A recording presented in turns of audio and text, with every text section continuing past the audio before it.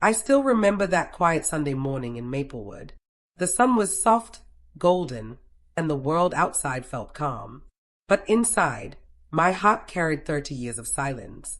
My husband, James Harper, left for work overseas in 1984. He said he'd be back before Christmas. That Christmas came and went, and he never returned. For years, I lived with unanswered questions. No body, no goodbye, just the echo of a promise that never came true. That morning, I went to clean our attic, the place where time had stopped moving. Dust floated in the air like old memories. I opened boxes filled with wedding photos, letters, and the scent of another life. Then I found it. A small wooden box with the initials carved on top, JH 1984. My hands trembled as I opened it. Inside was an envelope, yellowed and fragile. On the front, written in his handwriting, were the words, "For Eleanor, to be opened if I don't return." My heart stopped. After 30 years, I finally had a message from him.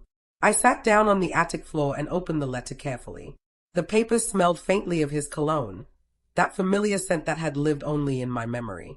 He had written, "My dearest Ellie, if you're reading this, it means I couldn't make it home. Don't cry for me, live for me. The work I'm doing is dangerous, and I couldn't tell you the truth then. I didn't want you to worry. You always believed that love means holding on. But maybe real love means letting go, when holding on only brings pain. Promise me you'll still chase the sunrise, still dance in the kitchen, and still believe there's beauty in this world, even when it breaks your heart." By the time I reached the end, tears had blurred the ink. For 30 years, silence had surrounded me. But now, that silence finally spoke, through his words.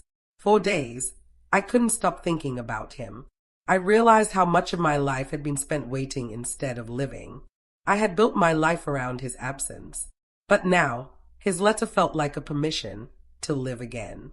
I decided to visit the old maple field where we once had our feist picnic. It hadn't changed much. The wooden fence still leaned to one side, and the air smelled of dry leaves and rain. As I stood there, I whispered, "I forgive you, James, and I'll live just as you wanted me to." For the first time in decades, I felt free. A few weeks later, I went to the town library. It used to be a post office back in the 80s. Something inside me said, maybe there's more you were meant to find. The librarian, an old man named Mr. Whitaker, smiled kindly when I asked about old letters. He said, "We still have a box of unclaimed mail from the 80s. Some things never find their way home." He led me to a small wooden cabinet filled with dusty envelopes. I went through them one by one, not expecting anything, until I saw it. An envelope addressed to Mrs. Eleanor Harper, Maplewood Street, 1985. My name. My hands began to shake as I opened it. Inside was another letter, one I had never received. It said, "My Ellie, I'm safe, but communication is almost impossible. The project has taken us deep into a restricted zone. Every sunrise, I think of you. Every night, I whisper your name to the stars. I've met people here who have lost everything, and it made me realize how small, how precious our life really was. I don't know when I'll return, but I'm trying. If I can't, promise me one thing. Never let the world make you bitter. You have a strength even I didn't understand back then. Use it. All my love, James." When I finished reading, I pressed the paper to my heart. For 30 years, I thought he was gone. But somehow, his love had found its way back to me, across time, across silence. That night, I sat by the window with both letters in my lap. The moonlight fell gently across the paper, and I realized something profound. Life isn't about how long love lasts. It's about how deeply it changes you. I had spent years grieving the ending of our story, but maybe it was never meant to end, just to evolve. So, I started living again. I began volunteering at the local Veterans Center. I met widows, wives, and mothers who carried the same emptiness I once did. I told them my story. Some cried.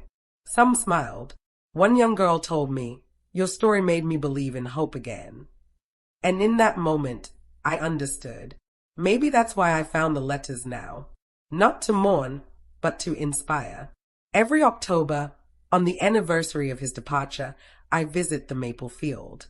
I bring a single sunflower, his favorite flower. Last year, something unexpected happened. A young man approached me. He said, my name is Daniel Harper.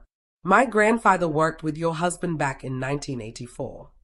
He told me James's name was listed among those who saved workers during an industrial fire overseas. He didn't die in vain. He saved lives. Daniel handed me a small locket. Inside was a photograph of me and James on our wedding day. On the back were the words, "Forever begins here." I smiled through my tears. For the first time, I wasn't sad. I was proud, because now I knew his love hadn't vanished. It had become something bigger. That night, I returned home and sat by the same window where I had once waited for him. The world had changed, and so had I. But I finally understood. Life doesn't always give us the ending we hope for. Sometimes, it gives us something softer, a quiet peace that comes from understanding. When the wind moves through the maple trees, I still hear his voice.